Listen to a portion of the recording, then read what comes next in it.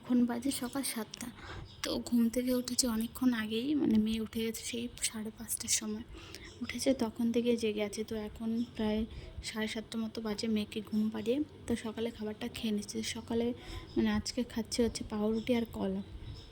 তো সকালবেলায় প্রায় খাই বলতে গেলে, এখন সকালেই খিদে পেয়ে যায়। আর আমাদের বাড়ি গরুর ঘরটা ভেঙে তো এই পাশে দেখুন নতুন ঘর করা হয়েছে। তো এই ঘরটাই আজকে থেকে থাকবে।